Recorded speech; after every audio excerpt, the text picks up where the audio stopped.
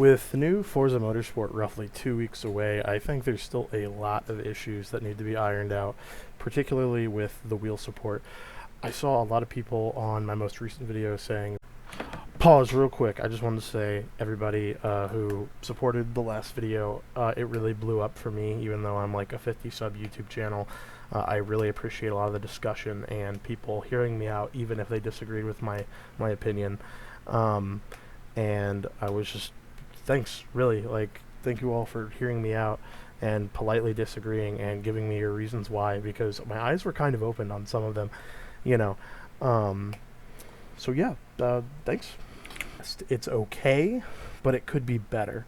And the reason I bring this up is because I really care about this game and I want it to be good.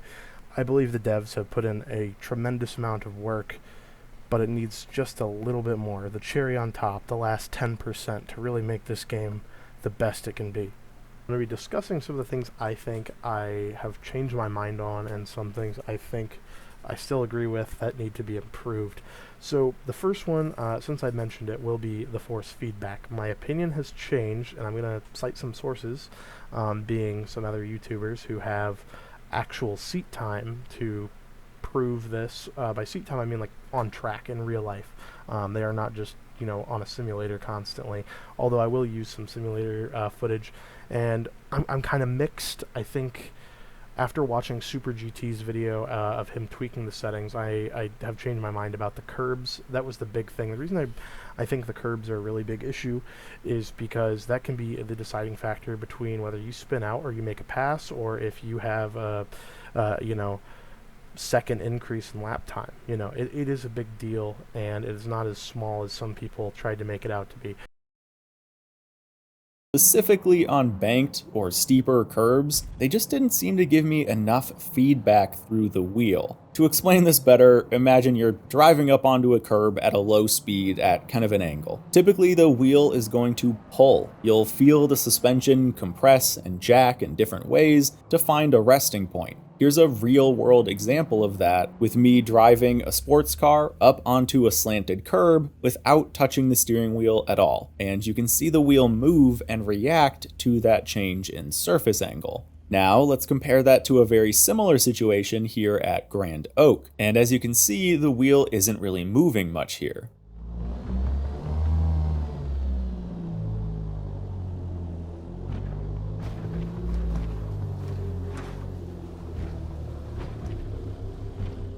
Now take a look at this Civic Type R going up a curb in Assetto Corsa. Look at how my wheel moves here.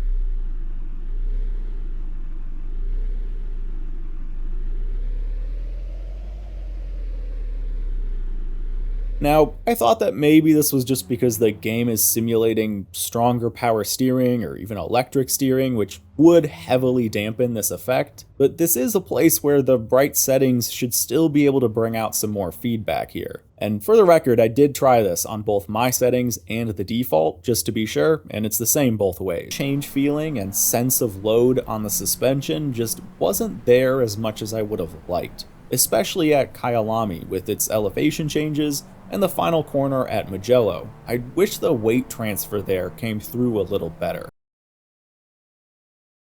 What I would make about the wheel on this game is that the precision, absolute precision, doesn't seem quite as high as Gran Turismo. And, you know, we can talk about iRacing, but of course iRacing is going to be much more precise, but even Gran Turismo has more just absolute precision. So I found it a little bit tricky to be, you know, right on the edge of a curb. But here you can see I was changing some settings just to really mess around with them and really work out what is what. I went through quite a lot of different variations to work out the best ones, and this variation was absolutely horrible. But this is the one that I kind of settled upon. Not saying this is the best set of settings, but if you want to pause it there just to take a look. And if I have to give my overall thoughts on this, I would say, you know what, I was actually quite pleasantly surprised by how this game feels. So I mentioned that the curbs feel somewhat muted, and we could probably change that here. Let's put this up to, let's maximize it, go up to 200 and see what that feels like. And yeah, that does come through a lot stronger now. So I can definitely actually, yeah, I can really feel the detail, especially running over that yellow bump.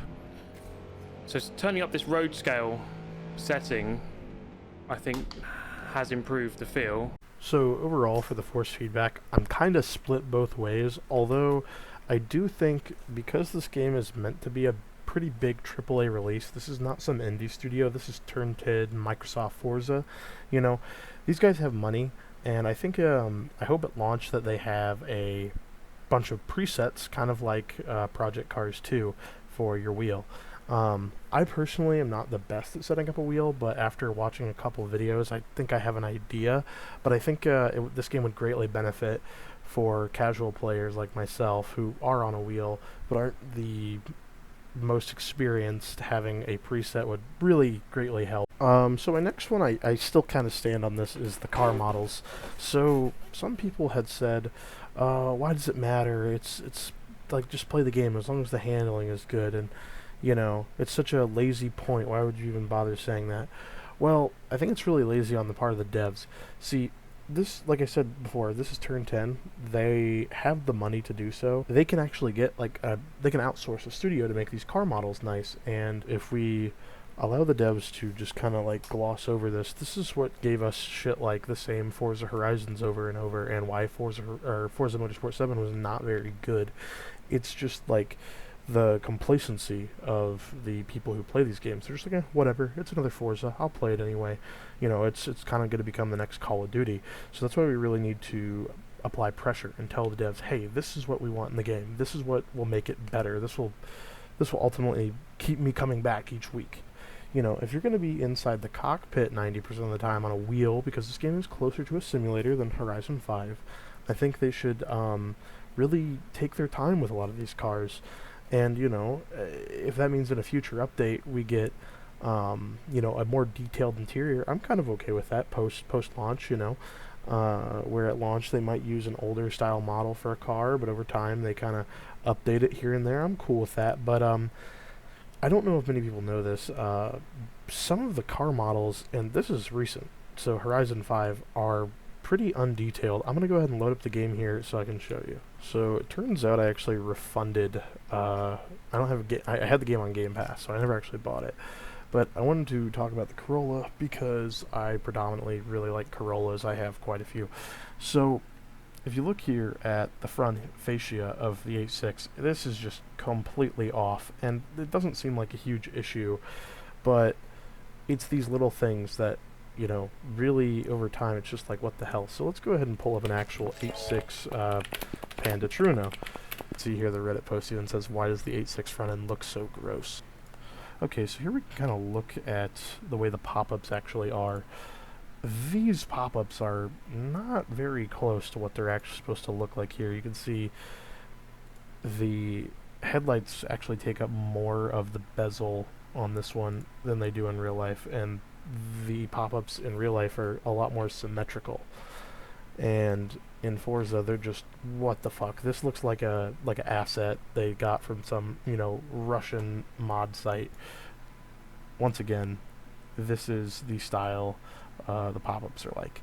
And I think Forza just kind of missed the mark on this one. And I know it's like this with a few other cars too. But yeah, this is the one I just kind of have experience with. The other point I also wanted to touch on is the interior. So I actually just found an entire forum dedicated to talking about incorrect interiors. So I'm going to go ahead and like pull this picture up. Let's open it up in a new tab. So as you can see here,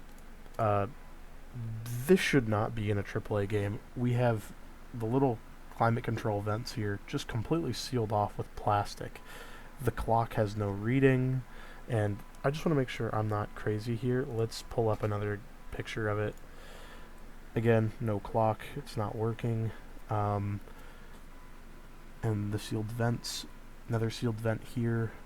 This doesn't seem like a huge issue, but when this is like one of your favorite cars and you're going to be driving it constantly and you're going to always be in the cockpit because you're using a wheel, it's kind of a big deal. I don't want to look at this for the next 250 hours. So let me pull up an example of what an 8.6 interior should actually look like from the same period. Okay, so here we go. I found one. This is a true Truino. It also has the traditional Toyota 3-spoke. So let me open this up in a new tab. So as you can see here, our climate control vents are not sealed off like in the game. Also that the climate control vents are set up like this in the forum post here, and it just looks really ugly. Also, the other vents here are sealed. Let's go back to our original image here. You can see vents open because, you know, they're vents. And it's just like I said, these little inaccuracies that kind of go a long way. So I'm going to show you guys a couple other examples because, like I said, I mainly only know about this one, but let me just kind of show you in detail how wrong some of these things are.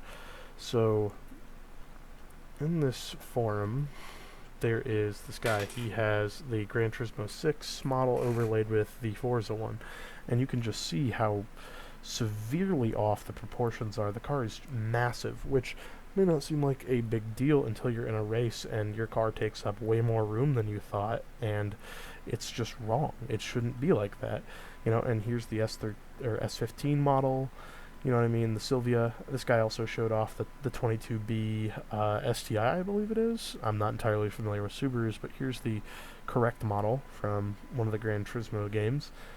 And here's Motorsport 7. You can see it's way off. It's way too fat. The headlights are wrong.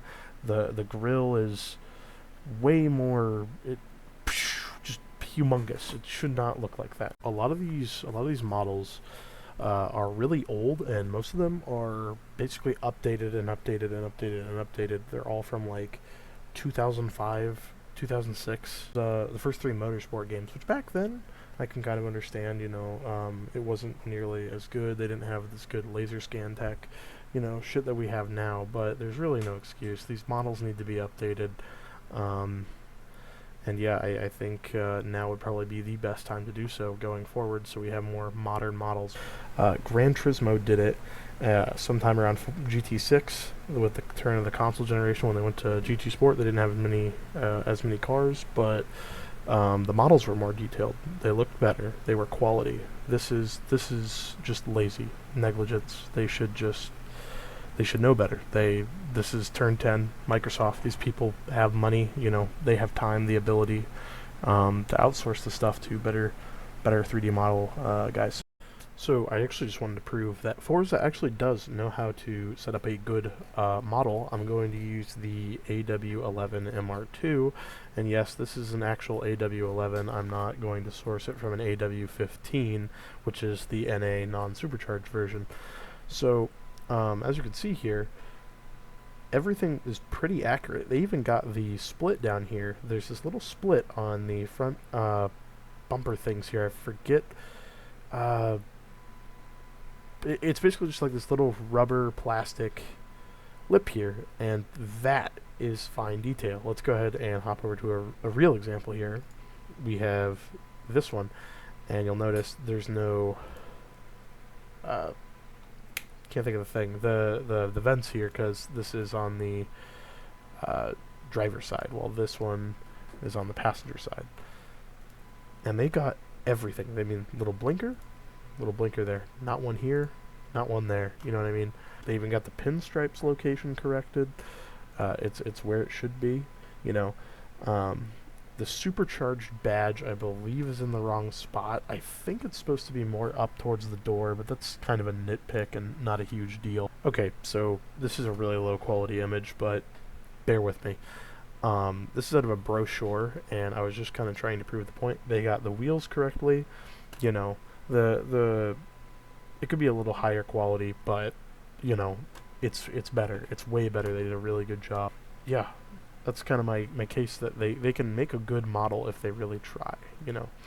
And they even, you know, got all the little signal lights, all the little things like that correct. So bravo. So because I'm going in on all in on this video, I'm also going to discuss the AW11 interior, and I'm going to compare it to the AW15. I have experience with these older mid to late 80s Toyotas, so I can actually prove with real pictures what is and isn't accurate. I'm going to use a junkyard AW11 from 85. I believe the supercharged model is an 88 or so I can kind of bridge the gap for people who aren't super knowledgeable. But I did have one guy say, we don't know what models are and aren't accurate. I'm almost like 100% sure they're going to pull a lot of car models from Horizon 5 to cut down on development time, and I have a feeling the 8.6 model will probably be the same. I'm actually going to go ahead and look it up just to fact check myself, but if the MR2's in the game, it's probably also going to be the same way. Okay, so here we are on the official Forza website, and as you can see here, we have the 89 AW15, or sorry, AW11 supercharged MR2, and the 1985 Sprinter Trueno GT Apex, the same two that are in Horizon 5. I do not imagine that they are going to bring out new models for these cars, and I bet they're probably going to be the same. I really, really hope they fix the 8.6 interior, because it's horrible. But to prove my point that they actually do know how to do an interior correctly on a car, I'm going to use the screenshot I have here of the MR2. Okay, so here we go. So I have the MR2 interior right here. This is out of an 89 in the game, and here is an 85 or so. This one's from a junkyard. I'm also going to pull up a nice example of a black interior, but here's what I'm talking about. They can make a good interior. This is really nice quality, considering how big of a car list they have to fill. Let's go ahead and zoom in here. They got everything right, even the cluster. Let's go ahead and look right here. Let me zoom in real quick. I mean, fucking stellar job on that. All of the gauges are right. Well, I've only got these two. The vent, look at that. That's an open vent there, and on the real car, as you can see, open vent right there. I'm assuming his hand's in the way, but yeah, we'll assume that a vent is open too. So this is probably going to be the model they use when it comes to the newest Forza. And as you can see on the interior here, everything is right where it should be. And same here, we look over here, it's got the little tray, it's got even all the switches and gauges down below for climate control, exactly how it should be. Okay, so here we go. Let's just look really close here at this interior. As you can see, the wheel blocks a little bit, but these vents and all of this shit are very accurate to the real car in high quality. So this is proof that Forza can do a good car model. I mean, they really knocked it out of the park with this one. I will say the engine bays on both 4A GEs for the 8.6 and the MR2, they could be better, but I'm not going to nitpick on that. You know, that's not a big deal. As long as the cars and the interiors look good, I'm okay with it. So the next one I wanted to bring up that I brought up in the last video, and I still kind of stand by this, is the progression system. So one guy said that 3 to 5 hours seems like a long time for one car, but it might be even shorter if you're good at the game. So we'll actually have to find out when the game comes out. So this one's kind of up in the air, but I think this whole system is kind of I think how it should work is the older Forza games and even Gran Turismo, where you have a brand loyalty system where the more cars you use within that brand, the more benefits you get for that brand. And so when he says 3 to 5 out, when I said 3 to 5 hours, 3 to 5 hours is what the devs said, and I assume the developers like really know their game. So what if it's not just 3 to 5 hours if you're skilled, but if you're like a casual and you play this game for fun on the weekend, 6 to 8 hours per car.